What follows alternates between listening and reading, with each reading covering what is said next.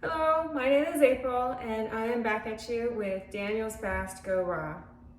So today I'm going to be talking to you about alkalinity, an alkaline diet, and its healing potential on our bodies.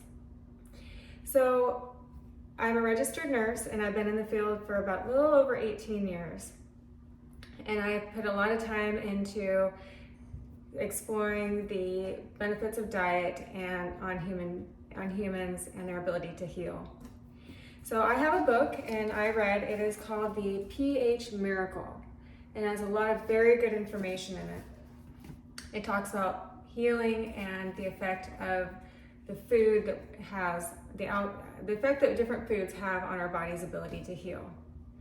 So when it comes down to pH, our bodies always have to maintain an alkalinity.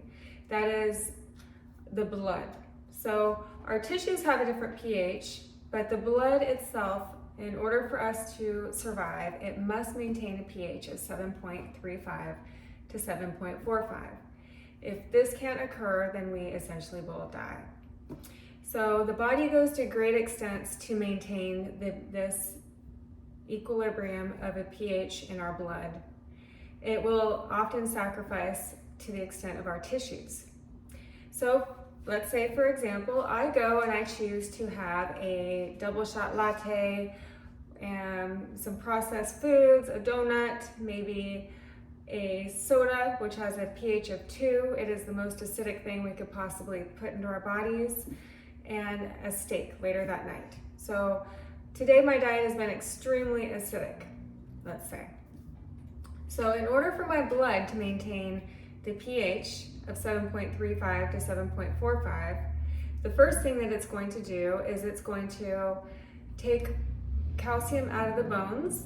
So now we have weak bones, because calcium is our alkaline mineral. The next step it's going to do is it's going to take our alkaline mineral magnesium from our muscles. So now the muscles don't have this essential nutrient and the muscles have become weaker. The third step it's going to do is it's going to take the potassium from our tissues, such as our heart and our tissues in general. Most of our tissues rely on potassium, especially our heart, the muscles, and the nerves. So we are sacrificed our body for this essential nutrient, because the blood, it's pulling that nutrient into the blood to maintain alkalinity of the blood. So if these steps aren't essential or aren't enough to maintain the alkalinity of the blood, the next step that the body is going to do is it's going to push the acid into either a fat cell, so now we've gained weight, or we've developed cellulite, an accumulation of toxins in a fat cell, or it's going to push it into the tissues, the muscles, the joints, and now we've got maybe some arthritis, and our tissues could potentially be developing tumors and growths that are not supposed to be there because it's an acid overload in the tissues. So this is where a lot of disease comes into play. Especially another thing that's going to happen is in our stomach. It can feed a lot of bacteria, viruses, and or parasites, whatever might be in our stomach that isn't supposed to be there. It can feed disease in the stomach. These organisms, bacteria, thrive in a unnatural acidic environment. So this is the platform for where acidity can take root in our bodies to develop disease. So that's where you can learn about what foods are acid forming and what foods are alkaline forming.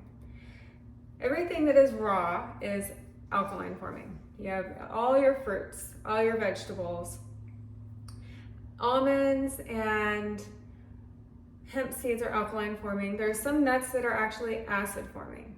And anytime you roast or cook anything, it actually turns it into an acid forming food. So lots of roasted nuts and roasted seeds, they are actually acidic to our body. Cooked foods is now acidic. It lost its alkaline forming properties because it cooked out the potassium and the magnesium. So anything raw, essentially. So we have cooked beans, roasted nuts and seeds, those are alkaline forming. Meat, cheese, dairy, these are all going to produce acids in the body.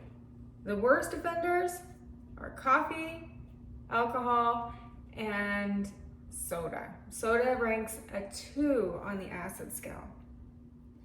So there's so many things that I could eat that are alkaline forming. We have mangoes. These turn into a 9 after digested. A pineapple, that is the same. It turns into a 9. So there are certain fruits that they say, oh, well, I heard that the pineapple and the lemons are acidic. Well, after they're digested, it leaves an alkaline ash inside of our body. So the pineapple is actually a 9 after digested, and the lemons a 10. Bananas, I believe, are a 7. So you can have some bananas. Vegetables are very alkaline forming. You can have a green juice, and you can throw anything in there you want. You can have the greens, the celery.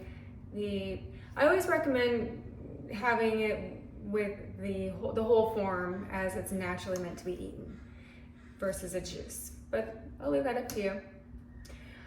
One lesson that I did learn is when I had an acid stomach at one point, my mother said, go have some,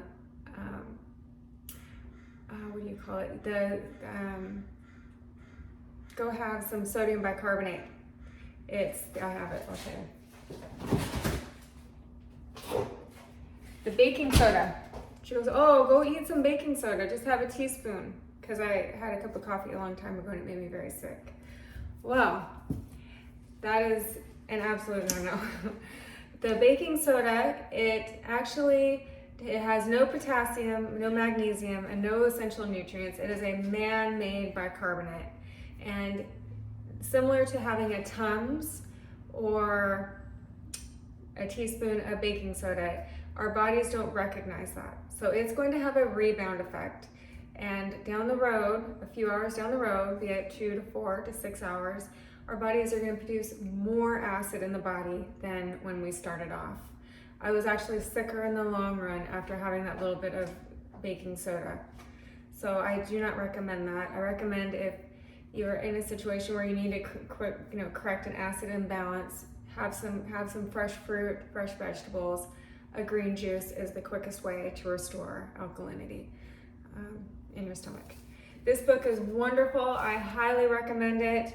And the pH Miracle, it does work. It works for healing many diseases down to, it can heal our joints because it can reverse all the damage that has been caused over the years just with the acid formation and the transfer of minerals within the joints. The muscles are the same thing.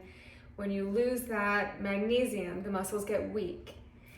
When you are overweight, you see a lot of cellulite. That will be reversed with the raw alkaline diet. And yes, it goes down to the very DNA. The DNA is altered within an acidic environment. They did a study and they showed a group of individuals after having a meat dinner. And they looked at the cell under a microscope, and there was a cloud surrounding the cells. What they found is this was the DNA fragments being broken apart. They did another study. In the same study, they took a picture of those who had had raw fruits and vegetables, and their DNA was completely intact. They did a study to see a medium of the two, and they gave the third group, half their plate was half meat and half fruits and vegetables, and there was less of a cloud of DNA destruction. So this is where the fruits and the vegetables are able to neutralize free radicals that are able to damage our DNA.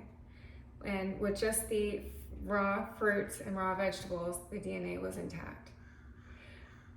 So this was a very interesting study. So I hope you learned something from today's video, and if you choose to learn more about the alkaline diet and its healing effect on the body, I recommend you get this book and just try, if you can't go completely raw, at least try to incorporate 2 meals of your diet as being raw fruits and raw vegetables at first. Okay, we will see you next time. Bye.